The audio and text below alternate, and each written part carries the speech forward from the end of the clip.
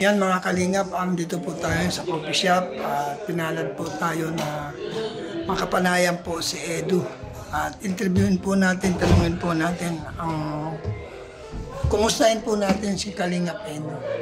Mga guys, privilege po na tayo po ay in-acknowledge niya na interview. Samahan niyo po ako. Tara po. Isang mapagpalang umaga sa iyo, Edu. Kumusta? Ilang po. Ilang. Ating ginagawa. Edu, salamat sa pagpapaunlak. Okay lang naman. Wala naman. Sino naman si Edu, congrats kasi. Although 2 months na ang nakaraan, ano? Pero grabe yung nang galing ka ng Hong Kong. Grabe ang pag warm welcome sa inyo mga taga Hong Kong. klase. Sa Hong Kong talaga napakaraming fans. Ang dami mo palang tagahanga doon, ano? Di lang sa akin, sobra halos lahat tayo kilala din sa Hong Kong. Oh.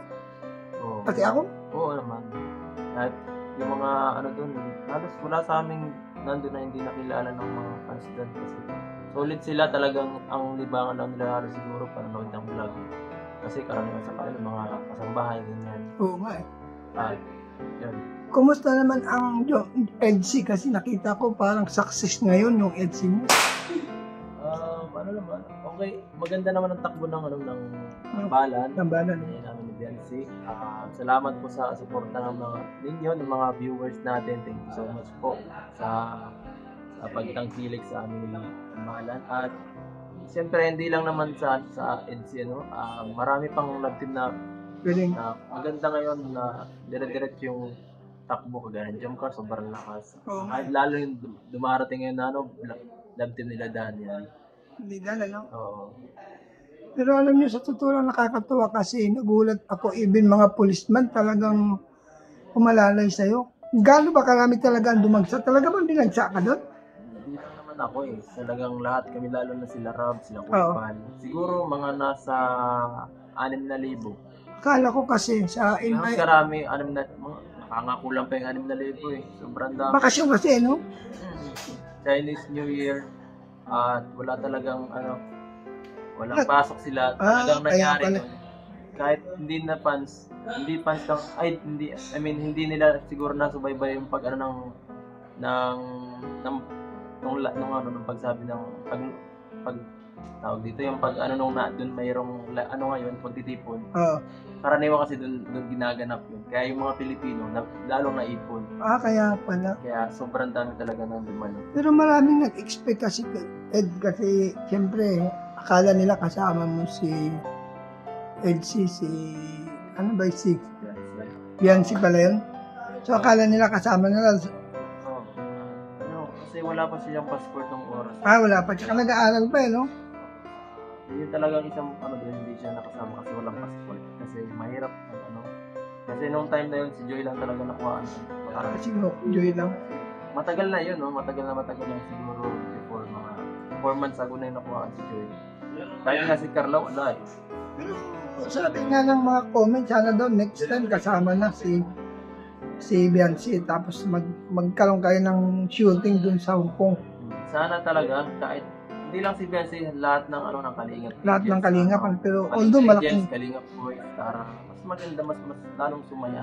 Pero malaki-laking gastos yun, pero masaya naman, Masaya ka. Pero ang bibitawang malaki talaga. Ay, oo.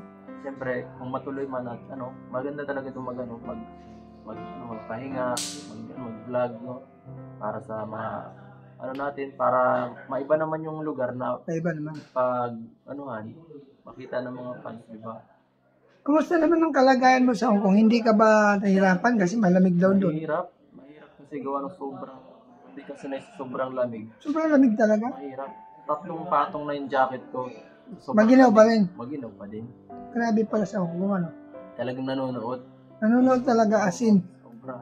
Yung Baguio, wala pa yun. Pero nagulat ako kasi Kalingap Edu. Talagang masyado rin tinangkilik. Hindi naman sa ikaw lang. Ibig sabihin, halos most of the love din naman. Pero, genuine kasi isa yun eh. So, kumbaga kakaiba kasi nga, siguro nagkataon lang na magkalapat kayo ng ano ni Biancy. Kumbaga, yung chemistry nyo, kakaiba eh. Oo naman, siguro, hindi ko naman masabi yan kasi nasa viewers pa rin yung ano, kung sino supportahan nila. May mga ano naman siguro, may mga dito may kanya-kanyang style din ng pag acting, no? Pag Kapwa sa tao. Sa akin, malimanay na parang school lang, si Jomar medyo kalog na ano. Medyo pagkakalog. Pero ang kagandahan kasi sa'yo, since nung masimulan kay Reyna, ang iyo kasing ang iyong pag-approach kasi walang nabago eh. Kumbaga doon sila bumilid. So, paano mo daw na-maintain yung ganong karakter? Sanay na tayo sa ganyang ano kasi pagtulong na sa pool, gano'n naman na yung palagi. Karamihan, yun na kung anong palaging ginagawa, yun ka naman na talagang magiging ikaw. In and out, kapag nakita niyo ako sa live, pag maliga ako sa live, makita niyo ako sa vlog, wala naman nagbabago pag gano'n man talaga ang ugali ko. Sa aking kasi Edo, sa aking observation sa'yo, kasi although hindi ka man matubang pero yung nananalaytay sa'yo parang matubang eh, kasi talagang yung paglingap mo, nakita ko even sa mga views, mga upload mo, talagang fully support ka sa pag-ayuda, pag-charity. Kasi yun naman talaga gusto ni Kuya Bal, magtulong tayo. Kaya yun naman nabigyan tayo ng chance ma-promote ni Kalinga Prab. At kahit di naman ako ganoon kalakas, gaya ng ibang vlogger na itong mga malalakas, sila Pugong, sila Rag, sila Kuya Bal. Kahit yung iba natin Kalinga Boys dito, mas malakas pa sa akin. Pero okay lang. Okay lang yun sa akin. Malaga, may views ako, sapat yung views ko para tumulong ako sa mga tinutulungan ko. At kung may tumulong man, salamat. Basta mahalaga sa akin, ma-maintain ko para mas matagal ko silang matulungan. Yun lang, masaya na ako sa ganun. Hindi ko na kailangan kumpara yung sarili ko sa iba na ay malakas na, ay kailangan ko mas sigit pa. Okay lang, kung lumusot ako, salamat. Hindi, salamat din. Gaya nung nakaraan itong plus itong upload ni Rab kahapon, yung bigay ko sa kanya yung si Joby, malakas siya sa akin, 200 views siya sa akin, 200,000 views siya sa akin, pero sabi ko kung gusto ko nga puntahan ni Kalinga Prab, in-stop ko muna siya, isang buwan ko siyang hindi bilang kahit malakas masyado sa akin, kasi nasa isip ko is mas makakatulong si Rab sa akin at supportahan sa akin sa pag-ako mag-vlog sa akin. Mas okay yung ganun.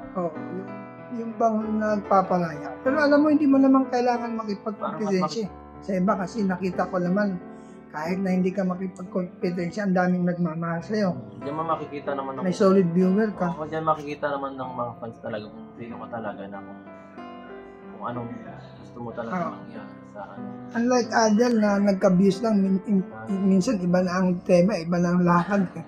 So, hindi nila kayang tularan ng isang Edo. Hindi naman sa atin. May mga time naman na kailangan din naman. Tsaka congrats kasi alam mo kung bakit.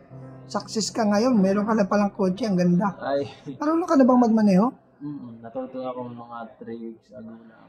3 linggo pala ako nag-aaral. Ay, at least marunong ka na. Oo, kasi napansin ko kasi kailangan ko na rin mag-upgrade ng aking pagbablog kasi napansin ko pag sa motor, hirap ako eh. Oo. Kasi yung pagdadala ng gamit, pagdadala ng mga tinutulungan sa kung saan lugar. Diba, may pangangailangan sila na kailangan kong dalhin sila doon. At may mga kailangan kong dalahin na para sa kanila. Hindi ko magawa pag nakamotor lang ako. Oo, totoo yun. Saka kailangan ko na rin ng tauhan na buha ko ng isa, yung tinutulungan ko isa, sinama ko na. Kasi kailangan ko talaga ng may kasama kasi mahirap magsulo. Nakakapagod masyado pag nagsusulo. Maigi kasi meron din kung ikay maglalakad. Mas maganda kasi meron ding nagkukuha ng camera mo eh. Saka yung may katulong ka dapat talaga kasi lalo na lumalaki yung channel, mahirap na mag-isa. Kasi totoo yan. Pagod, susuluhin mo lahat. Oo nga, mayroong kang kinikita, oo nga, yung pagod na pagod ka naman, kawawa yung katawan mo, kailangan mo rin alagaan yung katawan mo. Laking bagay yan. Kasi maapektuhan pag nahirapan ka, pagkasakit ka, Yun ang iniisip ko din. Ang malaking kagayan, Edo, alam mo kung bakit. May matutulungan ka through that. Saka, naisakay mo na ba si Bianci sa iyong kotse? Hindi mo napanood. Naisakay ko na yun. Naisakay mo na ba? Oo, nung 2 beses. Ang unang vlog ko. Oo, hindi ko talaga napanood. Tapos ang pangalawa, itong last vlog lang ng Kalingap Brad, nung pagpa-dentist. Ako nag-drive papunta sa... Ay, kumusta man ang driving mo? Hindi ka ba napagod? Hindi ka ba naasiwa? Yung what I mean is, siyempre sa baguhan baga medyo naasiwa ka. Oo, may... Sa calculation, di ba? Mahirap ngayon. Medyo mahirap pa. Nadala ko na ngayon sa Nagay. Oh, ikaw ba isa? Oo. Ay, may kasama ko yung tinutulungan ko. Ba, ayos. Layo doon. At least marunong ka lang talaga pala. Isipin mo, Naga eh. Sidsag baga dyan. Oo. Isipin, kaya mo na mag-long drive, ano? Naga ka pa long na drive. Okay. Ganda naman. Yun ang mahalaga na. Kahit mabago lang ka. Alam mo, sa tulad mo na medyo lumalaki na ang channel talaga, kailangan mo na rin talaga yan. Siya nga pala, mayroon kasi nag-request sa akin, balikan daw natin si Daniel. Pwede ba natin siyang balikan? Total, may kotse ka naman na. Binigyan natin ng bisikleta. Binigyan natin ng bisikleta, matatandaan mo. Mas maganda sana kung dito lang sa ano na. Maganda na ang kasada. Maganda na. Dahil simento na? O, simentado na. Ay, buti naman. Ang hirap pag ganito. Baka pwede natin balikan kung gusto mo. Mag-set ka lang ng araw kung anong araw punta natin. Sige. Sama mo ako para makita nila na nakasama rin kita. Siyempre, privilege yun, di ba? Dati naman tayo mag-teamwork doon. Edo, salamat sa nang napakarami kasi sa kabila ng pagka-busy mo, although pagod ka kanina, medyo nahi-approach ka eh. Galing pa ako sa vlog. Galing ka pa sa vlog. May pinuntahan ako at wala akong paraan. Ay, mga ipong vlog kaya. Inagahan ko na lang kaya. Kasi gumising ako. Oh. Madali na ako at nakapakain. Baka naman pwede mo akong isama next time kapag ka-Sunday na may lakad ka, baka pwede mo akong isama Pwede naman. sa vlog mo para naman magkaroon naman ako ng kahit pa paano ay magkaroon ng revenue. Talagang habol ako sa revenue ngayon. Kung okay lang siya na pag Sunday kahit ako cameraman mo, pwede ba yun? Kung okay lang siya. Kahit malayo tayo pumunta, total kotse mo naman yata dadalhin mo. Kung hindi naman kabigat kasi sama mo naman ako. Oo naman. Sa pagka-mas tayo, nag-ano pa ngayon, yung mga schedule tayo. Meron naman tayong contact, di ba, sa Messenger. Kung malakad ka ng Sunday, pero bukas, next Sunday. Chat mo lang ako para naman Kung baga kasi, alam mo, sa tulad ko na medyo sabihin na natin may na talaga. Lalo ngayon, ang dami kong gastusin. Yung bahay ko, hindi pa tapos. Gusto ko lang humingi ng tulong sa kahit minsan makisama mo ako sa vlogging mo. Kahit ba cameraman lang, makakuha man lang ng BTS sa iyo, malaking tulong na rin para sa akin kung hindi naman kabigatan sa iyo. Sige, ano na lang. Maraming salamat. Edo, pwede mo bang i-promote yung channel ko? Yan po mga kalingap. Salamat sa pag sa akin dito pag-interview sa akin dito sa channel niyo, Brother Paas, isang privilege. Yan, please support po Brother Paas. Isang matagal na kasama ni Kuya Bal, simulat sa pool. Yan. Please support. Please like, share. Yan, para mas lumaki pa ang channel ni Brother. Bless. Yan, maraming salamat Kalingap Edo sa pagpapaunlak mo. Napakalaking bagay sa akin ito kasi even pagod ka kanina pero nagpaunlak ka pa rin. Guys, salamat po. Tunay nga po na nakapanayam ko na ngayon si Edo. Salamat po sa inyong lahat. Salamat po sa mga nagtangkilik, sa mga nag-like, sa mga nag-share, sa mga hindi po nag-skip na. Shout out po. Sige po, paalam. Ayan, bye. Nga po pala, Ate Marlusa, Karaig pe, yan. Tita London, Mr. and Mrs. Blue's Kitchen.